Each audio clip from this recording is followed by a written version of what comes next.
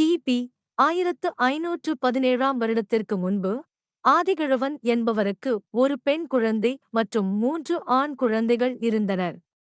அவர்கள் நாகம்மாள், வீரசின்னு, ஜடமுத்து, சுழிமுத்து ஆவர். ஆதிகிழவன் குலதெய்வமாக கும்பிடும் தெய்வங்கள் பெத்தாஜி அம்மன் மற்றும் அவரின் அண்ணன் பெத்தரசாமி ஆவர். ஆதிகிழவன் தனது குடும்பத்துடன் குலதெய்வமாகிய பெத்தாஜி அம்மன் மற்றும் பெத்தரசாமி ஆகியோரின் பரிவட்ட பெட்டிகளைச் சுமந்து கொண்டு ஆந்திர பிரதேசத்திலிருந்து தெய்வம் கொடுத்த உத்தரவின் பேரில் தென் திசையை நோக்கி புறப்பட்டனர். செல்லும் வழியில் ஒவ்வொரு ஊரிலும் சில நாட்கள் தங்கி சில வேலைகளைச் செய்து குடும்பத்தை பராமரித்து வந்தனர். இவ்வாறு பல இடங்களில் தங்கி தங்கள் குடும்பத்தை பராமரித்து வந்த வேளையில் நமது குலதெய்வங்களான பெத்தாஜி அம்மனும் பெத்தரசாமியும் பரிவட்ட பெட்டியை சீலநாயக்கன்பட்டி என்ற இடத்தில் இறக்கி வைக்க உத்தரவிட்டனர். இவ்விடத்தில் கோயில் ஸ்தாபிக்க இவ்வூரில் உள்ள பெரிய மனிதர்களைச் சந்தித்து அனுமதி பெற்று வாருங்கள் என்று கூறினார்கள். அவ்வாறே ஆதிகிழவன் அவ்வூரில் உள்ள பெரிய மனிதர்களைக் கண்டு அனுமதி கேட்க அவர்கள் முதலில் மறுத்தனர். ஆனால் குலதெய்வங்கள் ஒரு பெரிய மனிதர்களிடம் அருள் பாவித்து அனுமதி கொடுக்கவே ஸ்தாபிதம் அமைக்க ஏற்பாடு செய்யப்பட்டது.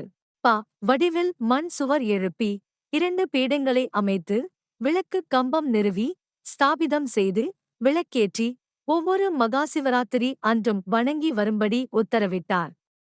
அதன்படி பீடம் அமைத்து விளக்கேற்றி வணங்கி வந்தனர்.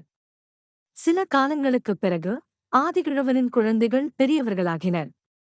பெண் குழந்தையான நாகம்மாள் இளம் வயதிலேயே இயற்கை எய்திவிட்டாள். இவ்வாறு பல வருடங்களாக அவர்கள் வாழ்ந்து வரும்போது சீலநாயக்கன்பட்டியில் உள்ள தொட்டி நாயக்கன்பட்டியைச் சேர்ந்த வீர சின்னம்மா என்ற பெண்ணுக்கும் ஆதிகிழவனின் 3 மகன்களில் ஒரு மகனுக்கும் இடையே அன்பு துளிர்த்து பழகி வந்தனர். இதனைக் கண்ட அந்த ஊர் மக்கள் கோபமடைந்து ஆதிகிழவன் குடும்பத்தை அழிக்க முடிவு செய்தனர். இதை அறிந்த வீர சின்னம்மா அவர்களிடம் வந்து, ஊர்க்காரர்கள் இரவோடு இரவாக உங்களை அழிக்க முடிவு எடுத்துள்ளார்கள். உங்களை காப்பாற்றிக் கொள்ளுங்கள் என்று முறையிட்டு அழுது புலம்பினாள். அப்பொழுது ஆதிகிழவன், இந்த ஊர் மக்கள் என்னை ஒன்றும் செய்துவிட முடியாது, வரட்டும், நான் பார்த்துக் கொள்கிறேன் என்று வீரத்துடன் கூற, அப்பொழுது குலதெய்வமாகிய பெத்தாஜி அம்மனும் பெத்தரசாமியும் உத்தரவிட்டனர், இங்கு நீ அவர்களுடன் மோத வேண்டாம். ஜடமுத்துவை இங்கு நிறுத்திவிட்டு நீங்கள் அனைவரும் குடும்பத்துடன் தெற்கே ஸ்ரீவில்லிபுத்தூரில் உள்ள கிருஷ்ணன் கோவில் சென்று வசிக்குமாறு உத்தரவியூர். அவர்கள் அவ்வாறே சென்றனர். அதன் பிறகு ஊர்மக்கள் பேசியபடி ஆதிகிழவன் குடும்பத்தை அழிக்க தீவட்டிகள், அரிவாள், வேல்கம்பு ஆகியவற்றுடன் திரண்டு வந்தார்கள். அதைக் கண்ட ஜடமுத்து பெத்தாஜி அம்மனை வணங்கி தனது சக்தியைக் கொண்டு கலிங்கப்பட்டி விளக்கு அருகிலேயே அம்மக்களை எங்கும் அசையாமல் ஸ்தம்பிக்கச் செய்துவிட்டார். அதன்பின் ஊர்மக்களில் பெரியவர் ஒருவர், எங்களை மன்னித்து விடுங்கள் என்று பணிந்து கேட்டபடி ஜடமுத்து அவர்களை மன்னித்து புத்தி புகட்டி தமது ஊருக்கு அனுப்பி வைத்தார். அதன்பின் வீர சின்னம்மா பெத்தாஜி அம்மனிடம் வந்து, நான் பிறந்த இல்லத்திற்கும் போக முடியாது, நான் சேர்ந்த உயர் குலத்தோர் இல்லத்திற்கும் போக முடியாது என்று கூறி தீக்குளித்து உயிர் நீத்தாள். அவளுடைய ஆன்மாவை பெத்தாஜி அம்மனும் பெத்தரசாமியும் தமது முன்பு வலது புறம் வைத்து காவல் தெய்வமாக வழிபட உத்தரவிட்டனர். ஆதிகிழவனின் 3 மகன்களுக்கும் சிறப்பாக திருமணம் நடைபெற்றது. அவர்கள் அனைவரும் வருடந்தோறும் குலதெய்வ வழிபாடு செய்து வந்தனர்.